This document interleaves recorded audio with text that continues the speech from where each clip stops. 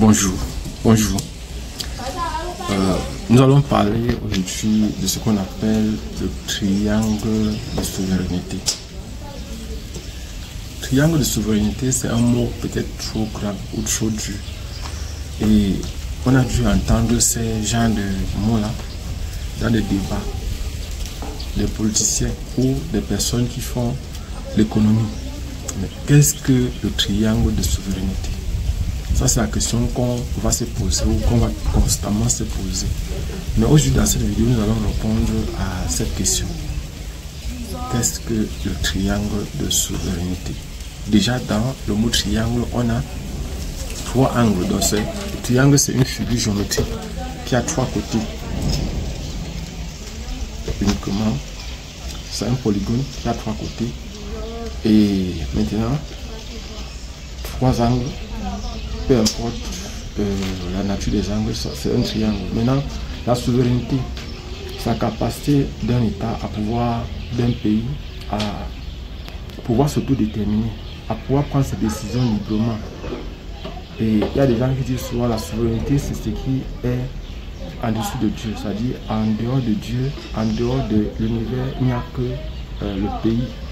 C'est-à-dire c'est ça un pays souverain. C'est-à-dire juste le pays seul peut décider de son avenir, peut décider par exemple de tout ce qui le concerne. C'est ça la souveraineté. Et ce triangle de souveraineté peut être donc défini comme étant, peut être défini simplement comme étant un concept souvent utilisé en géopolitique pour définir si un État évalue par exemple l'indépendance réelle d'un pays ou d'un État.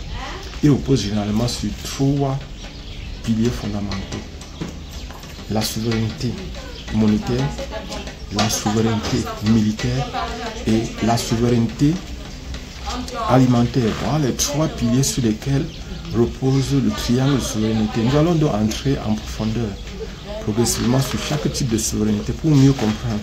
On va commencer par la souveraineté monétaire. On va dire qu'un pays est souverain au plan monétaire.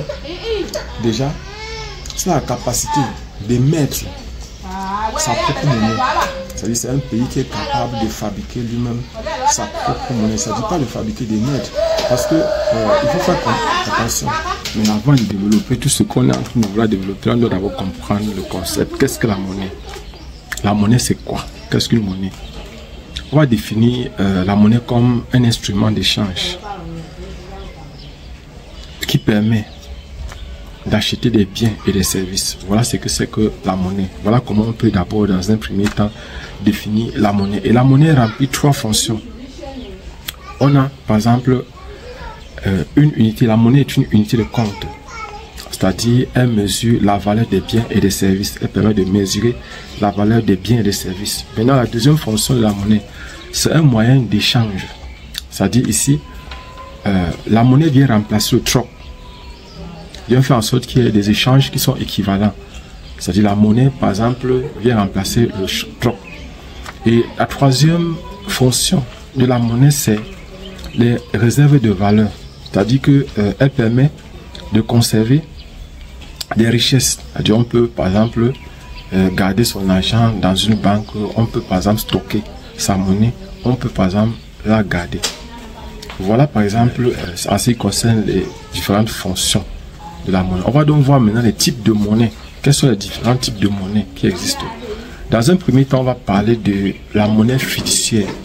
La monnaie fiduciaire, c'est simplement ces billets de 500 francs, de 1000 francs, de peut-être 1 euro, 2 euros, 5 euros, 1, 5, 100, ainsi. C'est-à-dire ce sont ces pièces et ces billets qui permettent de faciliter ces échanges. C'est ce qu'on appelle la monnaie fiduciaire. Donc, maintenant, il y a la monnaie scripturale. La monnaie scripturale, c'est de l'argent sous forme électronique. C'est-à-dire, par exemple, ce qui est utilisé dans les comptes bancaires. On peut transférer, par exemple, les gens, par exemple, le mobile money. Là, ça va rentrer dans ce qu'on appelle une monnaie scripturale. Quand vous quittez peut-être de Orange Money, vous envoyez peut-être 3 000 ou 10 000 ou 100 000 francs à quelqu'un. Là, il s'agit d'une monnaie scripturale. Alors que la monnaie fiduciaire, ce sont les billets, les pièces que vous possédez. Donc, la monnaie électronique, ce qu'on va appeler donc la monnaie scripturale. C'est une monnaie scripturale. Maintenant, on va encore rencontrer un troisième type, c'est la monnaie numérique. La monnaie numérique, c'est un peu une monnaie qui s'est créée, qui ne dépend pas d'une banque centrale. C'est-à-dire, c'est ce qu'on appelle le Bitcoin, par exemple, est un exemple de monnaie. Il y a beaucoup d'autres monnaies numériques comme ça. Donc voilà, par exemple. Et puis, au départ, il y avait ce qu'on appelait la monnaie marchandise, ce qui facilitait le troc. C'est-à-dire, à l'époque du troc, il y avait ce qu'on appelait la monnaie marchandise. Donc, pour résumer les différents types de monnaie, on a vu qu'il y a la monnaie fiduciaire, qui sont les billets et les pièces qui permettent de faire des échanges. Il y a la monnaie structurale. La monnaie structurale, c'est simplement cet argent numérique qu'on rencontre dans les... pas cet argent numérique, c'est cet argent, c'est-à-dire qu'on rencontre, qu'on a dans les comptes bancaires, qu'on a par exemple dans les banques, et qui permet de faire des transferts d'un compte à un autre. Maintenant, il y a l'argent numérique. Par exemple, le Bitcoin, c'est un exemple d'argent numérique. Il y a donc aussi un dernier type, c'est l'argent marchandise, la monnaie marchandise. La monnaie marchandise, c'est un type de monnaie qu'on rencontrait à l'époque, c'est-à-dire à la période du troc. Voilà par exemple en ce qui concerne la monnaie. Donc, nous allons donc revenir sur ce qu'on a entendu par souveraineté monétaire.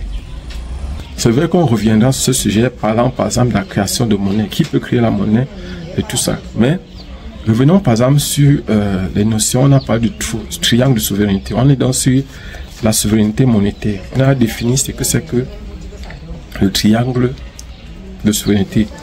Donc en ce qui concerne la souveraineté monétaire, c'est la capacité d'un pays ou d'un État à émettre sa propre monnaie, à contrôler sa politique monétaire, c'est-à-dire le taux de change, le taux d'intérêt, l'inflation, la masse monétaire, et à gérer la banque centrale, sa banque centrale. Notez bien, sachez que les pays qui utilisent le franc CFA, n'ont pas cette souveraineté. Dans ce qui concerne la souveraineté monétaire, tous les pays qui utilisent le franc CFA, Cameroun, Gabon, Centrafrique, Guinée équatoriale, Congo-Brazzaville, Tchad, tous ces pays-là, ou bien encore les pays de l'Afrique de l'Ouest, la CEDEAO, n'ont pas la souveraineté monétaire. Donc, parce que, en fait, la souveraineté monétaire dépend étroitement et largement, c'est la Banque de France, ou encore la Banque de France, ou encore la BCE, c'est-à-dire la Banque Centrale Européenne, qui nous donne, par exemple, la parité. Vous savez que la parité avec le franc CFA est fixe, avec la Banque Centrale Européenne, ou avec l'euro, la parité est fixe. Donc, on va passer à la deuxième souveraineté. La deuxième souveraineté, c'est la souveraineté militaire. Donc, la capacité, la souveraineté militaire, c'est la capacité d'un pays à assurer sa sécurité, à assurer lui-même sa sécurité intérieure et extérieure, sans dépendre d'une puissance étrangère. C'est sa capacité d'un pays à défendre son intégrité, à défendre sa sécurité intérieure et extérieure sans dépendre d'une puissance étrangère. On sait déjà que beaucoup de pays africains francophones n'ont pas cette souveraineté militaire. On le sait. Parce qu'il y a des bases militaires de la France, des États-Unis, et tout ça. Coopération de sécurité, intervention ponctuelle. Voilà. Maintenant, on va passer à la souveraineté alimentaire. C'est la capacité. La souveraineté alimentaire, c'est la capacité d'un pays à nourrir sa propre population sans dépendre des importations massives de denrées alimentaires. Et or, beaucoup de pays africains sont encore dépendants des importations. Beaucoup de pays africains ont abandonné les cultures vivrières au profit des cultures d'exportation comme le cacao, le café, le coton et bien d'autres. Donc, vous venez de comprendre ce que c'est que le triangle de souveraineté. Donc, à partir de ça, de ce triangle-là, vous pouvez savoir si un État est souverain ou pas.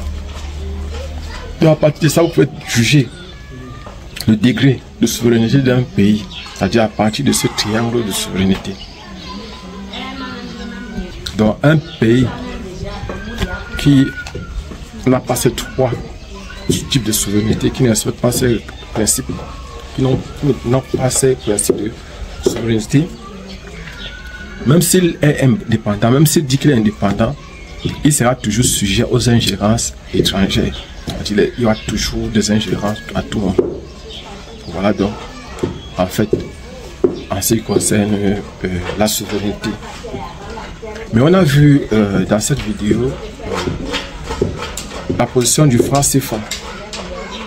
On a vu que les pays, par exemple, qui utilisent le franc CFA ne sont pas souverains. Ils n'ont pas de souveraineté monétaire. Mais on va comprendre, essayons de comprendre. L'autre jour, le panafricaniste Kémy Séba a été arrêté au Congo-Brazzaville. Il a dit qu'il a été arrêté par les services secrets congolais, c'est-à-dire du Congo-Brazzaville. Et on l'a finalement auditionné pendant 4 heures de temps, selon ce qu'il a dit, 3 heures de temps, 4 heures de temps, alors qu'il était là-bas pour une conférence sur le franc CFA. Et il a dit que, par exemple, il y avait un prélèvement sur les dépôts au niveau des devises, que la France restait avec 50% des devises des pays de la zone CFA, l'Afrique de l'Ouest et de l'Afrique centrale, mais que avec ce qu'il a fait comme démarche pour la dénonciation, actuellement, cette devise-là, ça dit, par exemple, aucun membre de l'Union de la France ne siège plus au niveau de la banque centrale de la CEDEAO. Et puis maintenant, ça a été dans les 50%, les devises qui étaient déposées au niveau de la banque française, les 50% qui étaient prélevés ne sont plus. Ça, c'est ce qu'il a dit. Mais ce que je sais, c'est que actuellement, le prélèvement est autour de 30%. C'est au niveau de 30%, à ce que je sache. Et lui, il a dit que c'est 0%. Bon, en fait, ce qui est sûr, c'est que on verra, mais à mon niveau, c'est 30%. Ils sont quittés de 50% à 30% à l'heure actuelle. Nous allons donc comprendre le franc CFA. Le franc CFA bloque-t-il l'économie? Kémy Séba a bien dit, je vais reprendre ce qu'il a dit ici. Le franc CFA est une monnaie trop forte pour exporter. Pourquoi? Parce que lorsqu'on veut faire des exportations, le franc CFA est lié à l'euro. C'est lié à l'euro. Donc, ça a une parité fixe, comme on dit. C'est vrai que avec ces gros mots-là, en français simple, en français c'est facile. Ça veut dire que quoi? Que si on veut vendre nos choses à l'extérieur, nous ne pouvons pas dévaluer notre argent, c'est-à-dire rabaisser le niveau de notre argent.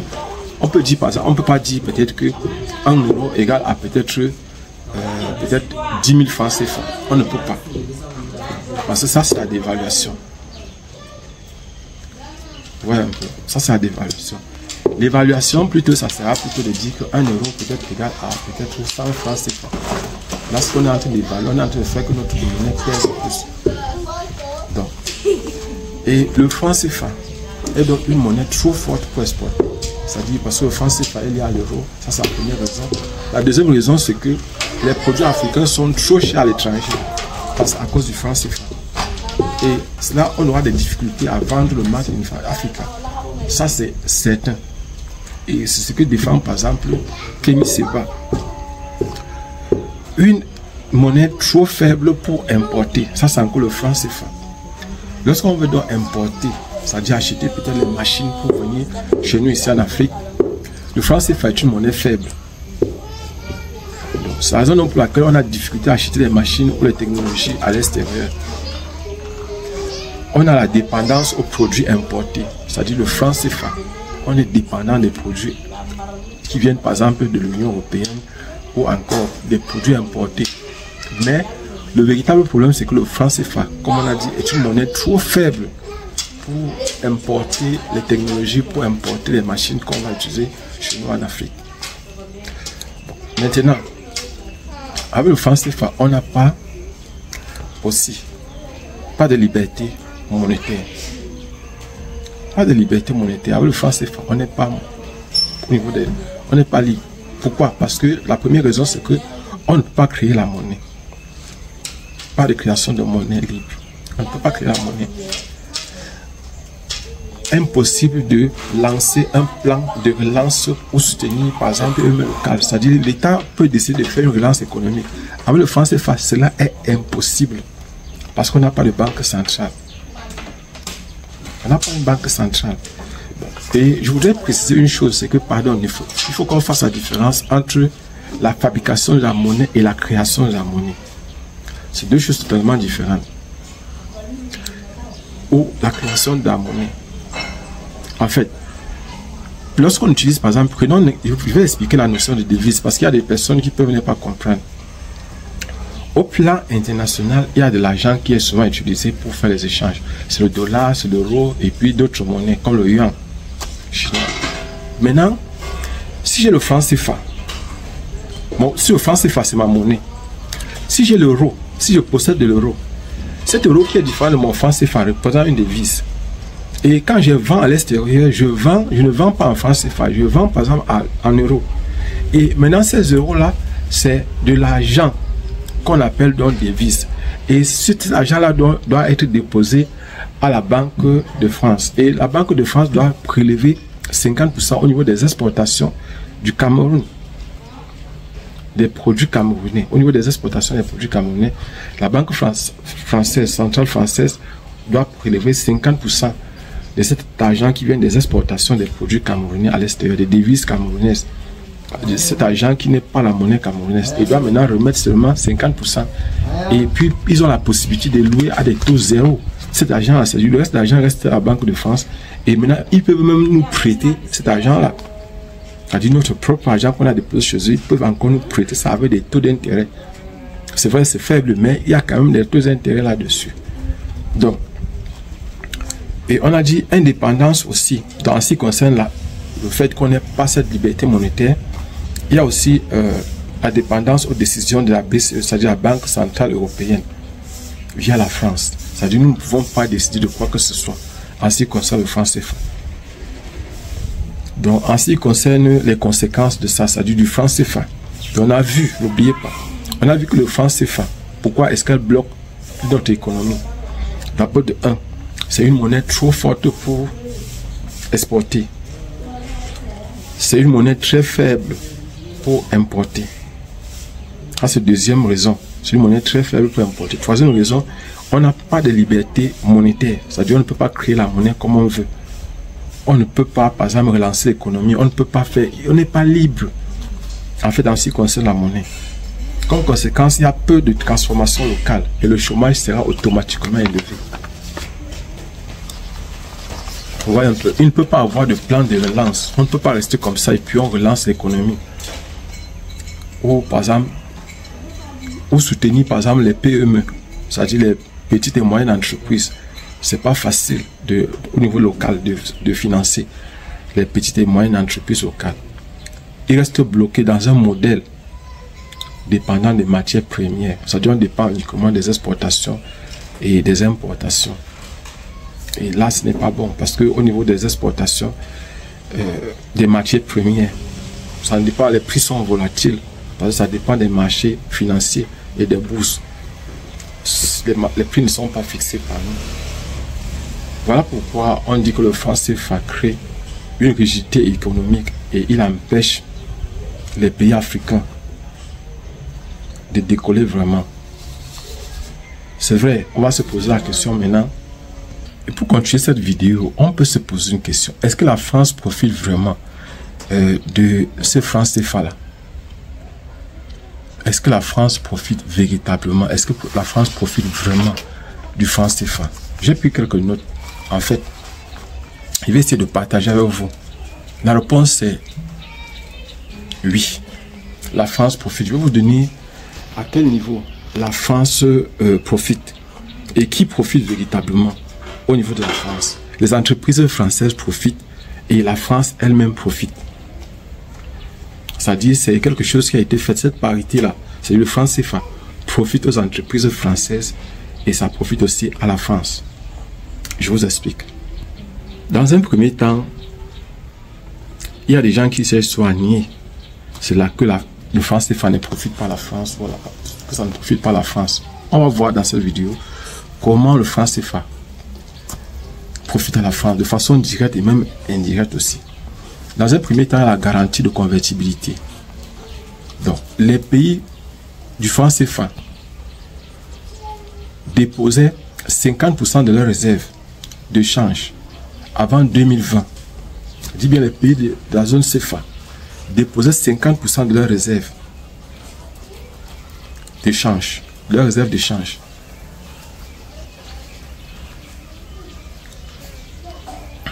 Avant 2020. Maintenant, c'est autour de 30%. Au trésor français.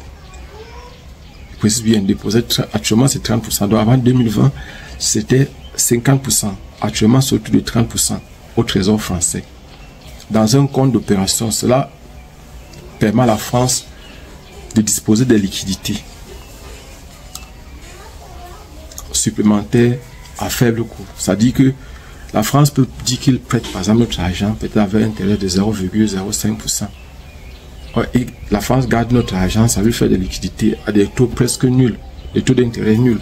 Alors que nous-mêmes, on aura besoin de prêts, on va aller prêter à des taux d'intérêt élevés. Donc voilà par exemple le premier profit que la France a. Il a de l'argent qu'on a mis chez lui, il prête ça presque à 0%, à un pourcentage presque nul d'intérêt. Et là, par exemple, ça lui permet d'avoir liquidité directement. Alors que cette liquidité, parfois, nous-mêmes, nous ne l'avons pas. On n'a pas cette liquidité. Dans un deuxième temps, la stabilité pour les entreprises françaises. C'est-à-dire rien que le fait qu'on ait cette parité fixe-là, le franc CFA étant arrimé à l'euro, limite les risques de change pour les entreprises françaises opérant en Afrique. Cela profite, les investisseurs profitent aux investisseurs français pour le rapatriement des fonds. C'est-à-dire lorsque les Français veulent rapatrier de l'argent chez eux, ils savent qu'il n'y aura pas, lorsqu'ils veulent rapatrier les bénéfices chez eux, il n'y aura pas par exemple les fluctuations. C'est-à-dire on ne peut pas arriver, on dit que l'euro est devenu faible, l'euro est devenu fort ou bien quoi. Non, ils savent que la parité est fixe. Donc quand ils ont déjà les bénéfices, ils peuvent envoyer ça chez eux. Ils savent que j'ai envoyé 10 millions d'euros, 10 milliards d'euros, j'ai envoyé 15 milliards d'euros. Le bénéfice, par exemple, d'Orange, peut-être 30 milliards d'euros. Un exemple. C'est comme ça. Donc, voilà un peu pour qu'on comprenne mieux. Donc, dans un premier temps, on a dit la convertibilité. Là, c'est l'État directement qui profite, l'État français qui profite. Maintenant, pour la stabilité pour les entreprises françaises, on a vu que l'arrimage à l'euro étant fixe, les entreprises françaises peuvent rapatrier leurs bénéfices chez eux sans problème. Il n'y a pas... Non, les bénéfices de ces entreprises françaises ne souffrent de rien. Donc ça, c'était pour faciliter, par exemple, aux entreprises françaises d'investir sans problème ici en Afrique. Donc déjà, il y a aussi un troisième cas, c'est l'influence géopolitique. Une influence géopolitique. Donc,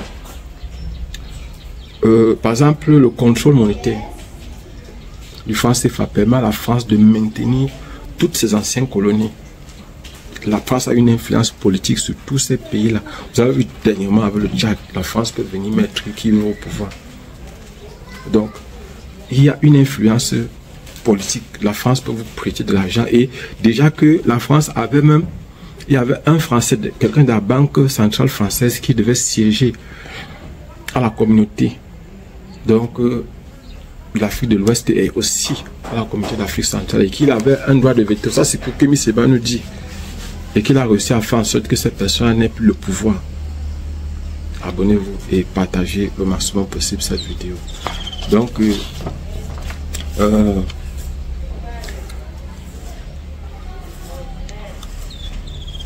et ces gens-là, c'est-à-dire cette France-là, c'est-à-dire cette influence géopolitique doit s'assurer que la personne qui est placée au pouvoir est là pour défendre les intérêts français. C'est-à-dire c'est ça, cette influence que la France a.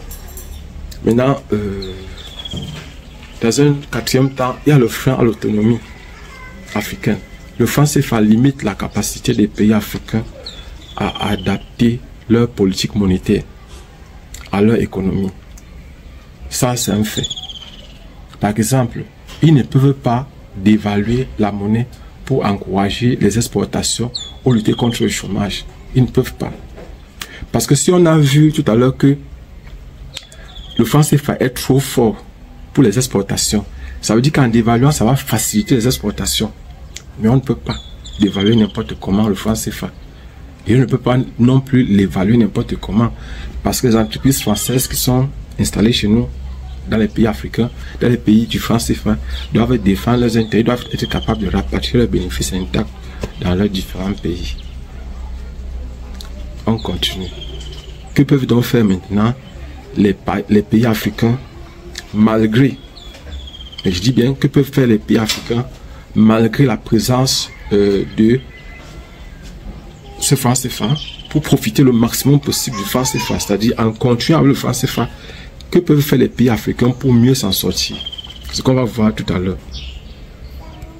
Donc si les États africains, les pays africains sont obligés, si les pays africains sont obligés de faire avec le franc CFA, voici quelques pistes qu'on peut donner. Déjà, ces pays, dans un premier temps, ils doivent renforcer l'intégration économique régionale. Bon, déjà, ça se fait déjà progressivement, c'est-à-dire, par exemple, en améliorant les infrastructures, en facilitant les échanges commerciaux entre les pays de la zone CFA.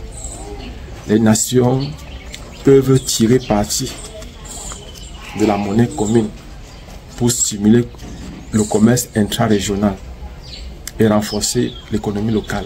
C'est-à-dire, par exemple, pour qu'on comprenne ça en français facile, c'est que déjà au niveau de la CEMAC, la construction des infrastructures, des routes, des chemins de fer qui relient les pays, les routes, construction des routes qui relient les pays, les chemins de fer qui relient les pays, l'aéroport qui relie les pays, faciliter les échanges entre, au niveau des sous-régions, des zones, la zone CFA. Ça, c'est même chose ici en Afrique de l'Ouest, c'est ce qui est en train d'être fait déjà. Deuxième cas, ce qu'on doit faire en deuxième position, c'est aussi de développer les marchés financiers locaux. C'est développer des marchés financiers locaux. Comment cela peut se faire? En encourageant les entreprises locales à s'introduire en bourse et en renforçant les institutions financières. Les pays peuvent attirer davantage les investissements et favoriser la croissance économique. Par exemple, la Bourse régionale des valeurs mobilières, BRVM, en Afrique de l'Ouest offre une plateforme pour mobiliser des capitaux au niveau régional. Ça, c'est la troisième possibilité. Diversifier les économies. Diversifier les économies, c'est-à-dire en réduisant les dépendances aux exportations de matières premières, en investissant dans le secteur, par exemple, à valeur ajoutée,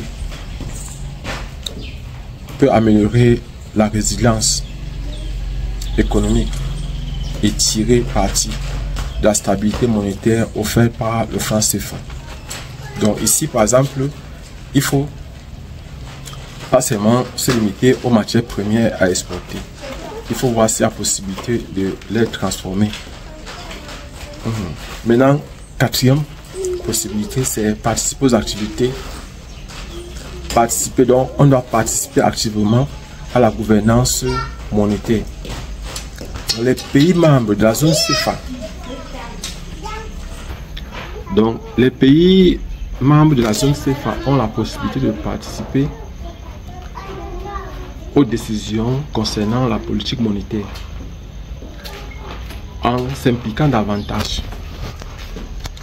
En s'impliquant davantage, ils peuvent influencer les orientations stratégiques pour mieux répondre à leurs besoins économiques. Maintenant, la cinquième raison, c'est qu'il faut évaluer régulièrement le régime de change. Évaluer, je précise bien, cinquième raison, évaluer régulièrement le régime de change. Comment? Il faut analyser régulièrement si la parité fixe avec l'euro est bénéfique ou s'il serait préférable d'adopter un régime de change plus flexible pour améliorer la compétitivité des exportations. Sixième raison, promouvoir l'éducation financière.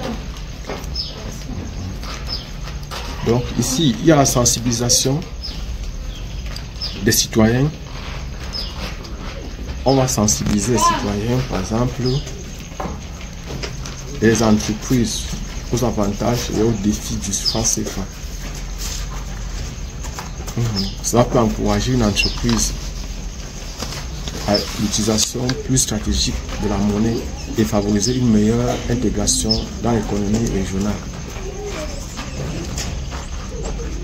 En mettant en œuvre ces mesures, les pays africains peuvent optimiser les avantages du franc CFA tout en atténuant ses éventuelles limitations. Voilà par exemple, vous venez de suivre cette vidéo en ce qui concerne le franc CFA. Le frère Kémy Séba se promène. Il a dit, il n'est pas un activiste du téléphone, il est un activiste du terrain. Il a fait dernièrement une vidéo où il parlait du franc CFA. Il a dit quel était son combat. Mais nous, on essaye d'expliquer, de montrer l'utilité pour un pays d'avoir sa souveraineté. Et une souveraineté réelle, pas une souveraineté factice. Voilà ce que j'avais à partager avec vous aujourd'hui dans cette vidéo. Abonnez-vous et partagez au maximum cette vidéo. Pour ceux qui me connaissent, je suis Job Camden. Cliquez sur la cloche de notification. Et avant de partir, je voudrais préciser aux personnes qui veulent préparer leur concours au niveau national et international que nous préparons les candidats aux différents concours. Abonnez-vous. Donc, niveau baccalauréat et niveau licence. Pour le niveau baccalauréat, c'est baccalauréat scientifique. Et sachez que en ce qui concerne le concours d'entrée à l'école nationale supérieure polytechnique de Yaoundé, c'est bien concours d'entrée à l'école nationale supérieure polytechnique de Yaoundé. Ce qu'il faut savoir déjà, c'est que le concours, pour chaque niveau bac, il y a deux cursus. Il y a le cursus ingénieur et le cursus sciences d'ingénieur. Le cursus ingénieur sont ceux qui vont sortir avec le diplôme d'ingénieur. Et en fait, dans le cursus maintenant ingénieur, on a ceux qui vont faire sciences et technologies. Ce sont ceux qui vont faire génie civil, génie électrique, génie télécommunication, génie mécanique, en fait, actuariat, génie financier, tout ça, tout ça. Maintenant, il y a d'autres ingénieurs, art numérique et humanité numérique. Mais pour ceux qui font art numérique et humanité numérique, ils peuvent faire le concours. Je pense que ceux-là, par exemple, même ceux qui ont le bac A peuvent faire le concours. Maintenant, il y a l'autre cursus, par exemple, sciences de l'ingénieur. Et avant d'arriver sur les sciences de l'ingénieur, il faut savoir que ceux qui font le cursus ingénieur auront deux épreuves de mathématiques composées en 2 jours. Le premier jour, ils ont une épreuve de mathématiques, une épreuve de physique. Le deuxième jour, une épreuve de mathématiques, une épreuve de physique. Et ceux qui composent, par exemple, les sciences de l'ingénieur, ils vont obtenir plutôt le diplôme. Au lieu d'obtenir, après 5 ans, un diplôme d'ingénieur, comme ceux qui ont fait le cycle ingénieur, ceux-ci qui font les sciences de l'ingénieur vont plutôt obtenir une licence professionnelle. Et après ça, ils pourront faire le master professionnel. Et après le master professionnel, ils pourront arriver à un doctorat professionnel. Donc, ce sont des cursus qui sont totalement différents. Donc, il y a 2 cursus dans les écoles nationales supérieures polytechniques, que ce soit de Yaoundé, que ce soit de Douala, que ce soit... Donc voilà un peu en passant. Donc pour ceux qui font le concours niveau licence, il faut savoir que l'inscription pour le concours c'est 5 000 francs et les frais c'est simplement 30 000 francs. Il faut avancer 2 mois au moins. Abonnez-vous et partagez, on se voit prochainement.